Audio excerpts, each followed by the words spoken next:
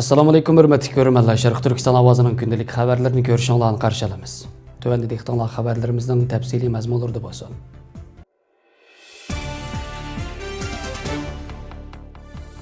Amerika hökuməti Sharq Turkiston İslam Hərəkəti namlıq təşkilatının Amerikanın terrorluq təşkilatlar tizimligidən çıxarılğanlığını jakarladı.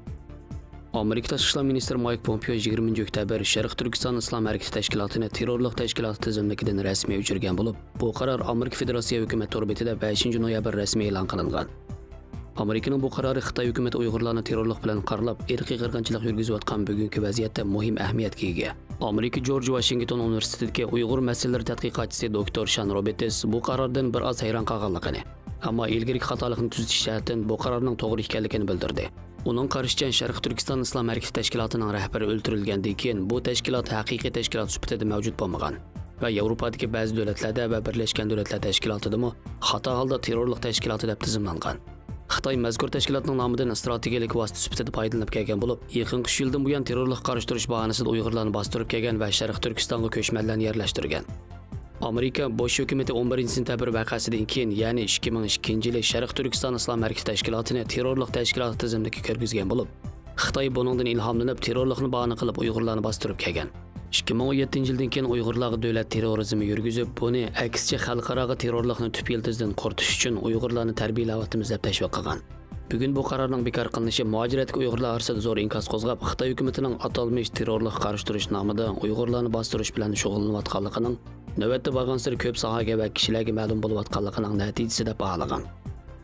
Analizchilarning qarashicha, Amerikaning bu qatim Sharq Turkiston İslam Hərəkəti təşkilatını terrorluq təşkilatı tizimligidan rasmiy chiqarib tashlashi Xitoyning navbatda yanada terrorlikni bahona qilib, Uyg'urlarga etini qirg'inchilik yurgizishiga qarshi berilgan kuchli signal. Reuters agentligining xabar qilishicha, 5 yanvar payshanba kuni Angliya parlamentida o'tkazilgan guvohlik berish yig'inida 10 dan ortiq tanglik markadan Sharq Turkistondan kelgan ta'minlash zanjirida zamonaviy qo'lloq xavfiga qanday taqobil turganligini tushuntirish talab qilindi.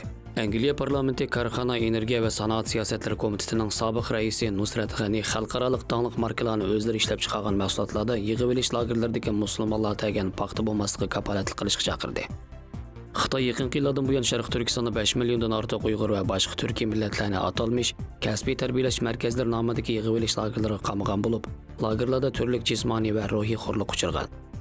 Avstraliya strategik siyosat instituti bu yilning 5-ida e'lon qilgan bir dokladida 2017-yildan 2019-yilgacha Uyg'urning Xitoy zavodlarida majburiy emgak silinganligi, ularning orasida yig'ib olish lagerlari mahbuslarining mubolag'ini o'tirib qo'ydi.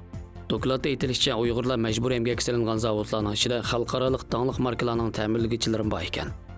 Gerçi dağlıq markalarning ko'pinchisi Sharq Turkistondagi majburiy emgak bilan aloqasi yo'qligini aytgan bo'lsa-mu, lekin majburiy emgakka qarshi faoliyatchilar Uyg'urlar tagan paxtalarning Xitoyning boshqa joylariga eksport qilinib, korxonalarning ta'minlash zanjirida ishlatilgan bo'lishi mumkinligini ilgari surmoqda. Zara qatorli xalqaro markalar yozma bayonotida ularning paxta manbasining tafsiloti haqida ma'lumot bermagan bo'lsa-mu, lekin o'zlarining ta'minlash zanjiriga bo'lgan tushunishini yaxshilaydiganligini bildirgan.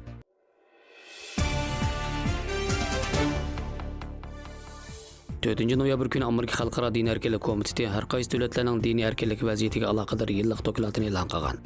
Mazkur organning 2020-yillik dokladida Burma, Xitoy, Eritreya va Vyetnam qatorliq davlatlardagi diniy erkinlik sharoitiga munosabatlik Birlashgan Davlatlar Tashkiloti kishilik huquq sistemasi ichidagi muhim o'zgarishlar gavdalantirilgan bo'lib, dokladning Xitoyga oid qismida Uyg'urlarning vaziyati haqida tuvandagilar bayon qilingan. 2019-yili Xitoydagi diniy erkinlik sharoiti davomli nacharlashdi. Xitoy hukumati chiroy tonish va sun'iy aql texnikalaridan foydalanib, Uyg'ur va boshqa turkiy millatlarni nazorat qilish asosidagi yuqori texnikalik nazorat davlati qurdi. Mustaqil mutaxassislarning mo'ljallashicha necha million Uyg'ur, Qozoq, Qirg'iz va boshqa musulmonlar Sharq Turkistondagi 1300 dan ortiq jazo lagerlariga qamalgan. Ular uzun soqol qo'yganlik uchun lagerlarga avatilgan. Aroqni rad qilish yoki boshqa qilmishlar doiralar tomonidan diniy oshqo'llikning alomati deb qaralganligini bayon qilib, Uyg'urlarning lagerlarda qiyin qisloq uchirganligi, 1 milliondan ortiq Uyg'ur bolalarining ota-onasidan ayrilganligi, Uyg'ur ayollarining tug'mas qilinganligi va nurg'unlarning majburiy emgak zavodlariga o'tkazilganligi, masjidlarning chiqilganligidagi tafsilotlar ta'kidlangan. Xalqaro diniy erkinlik komiteti komissari Johanni Moore dokladda Xitoy haqida yozgan bahosida, Xitoy shubhisizki dunyodagi kishilik huquqni eng og'ir dafsanda qiluvchi davlat. Uning kishilik huquq va diniy erkinlik qilayotgan dafsandichiligini boshqa davlatlar bilan selishtirishga bo'lmaydi.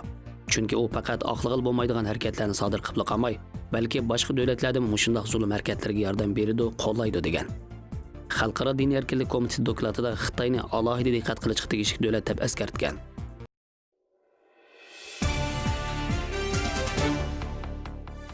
Yuqumli kasallik odatda virus va bakteriyadan iborat ikki xil xususiyatga ega.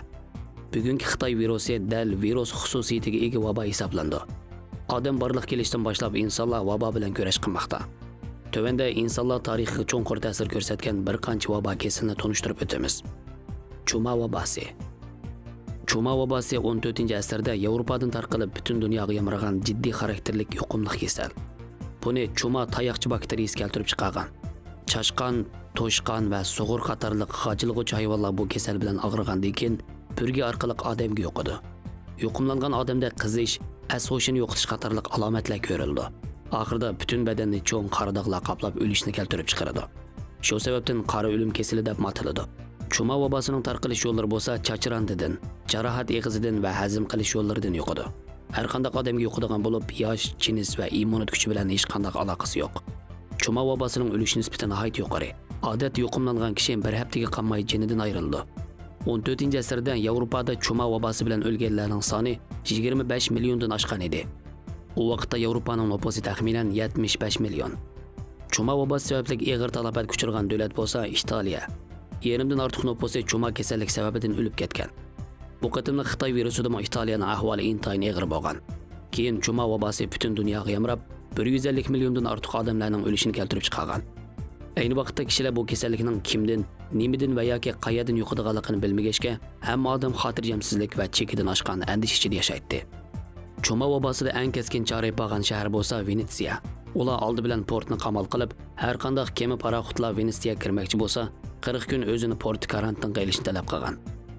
Keyin bu usul unum bergachga har qaysi davlatlar o'lga olgan. Chuma vabosi bo'lsa bakteriyadan tarqalgan. Shunga u virusdan paydo bo'lgan vaboga o'xshamaydi. Ya'ni bakteriyalar jonliqlarning tenidan ayrilibmi yashay oladi. Lekin virus bo'lsa jonliqlarning tenidan ayrilsa o'ladi. Virus odam badanida bir mezgil yoshirinib turadigan bo'lib, bu mezgilda odamdan odamga yuqadi. Yoshirin mezgilidan o'tganda odamni o'taldirib, tushkurtib o'zining tarqalishiga yo'l ochadi. Ikkinchi, Ispaniya tarqalishchan zukumi. Bu kasal 1918-yil portlagan bo'lib, ayni vaqtda dunyo nufusi 2 milliard atrofida edi. Jami 500 million odam yuqumlanib, taxminan 50 milliondan ortiq odam jindan ayrilgan. Uchinchi, chechak vabosi. Chechak kasali 3000 yil avvalgi momiyadimi bayqalgan bo'lib, tarixiy nihoyat uzun bir kasallik hisoblandi. Chechak kasalining o'lish nisbati 30% dan yuqori bo'lib, saqaysangizmi badaningizda dog', tatuq va asorat chiqib qoladi. 18-asrda chechak kasali Yevropada keng tarqalgan va eng oz bo'lganda 150 million odam mush kasallik sababidan jindan ayrilgan. Chechak vabosi bo'lsa insonlar tarixidagi eng qo'rqinchli kasallik hisoblandi. O'lim nisbati va yuqumlanuvchilarning azob uqubatlari boshqa yuqumli kasalliklardan eshib tushadi. Yuqumlanib saqaygan taqdirda nihoyat qo'rqinchli tatuqlar badanida hatto chiroyida qoladi.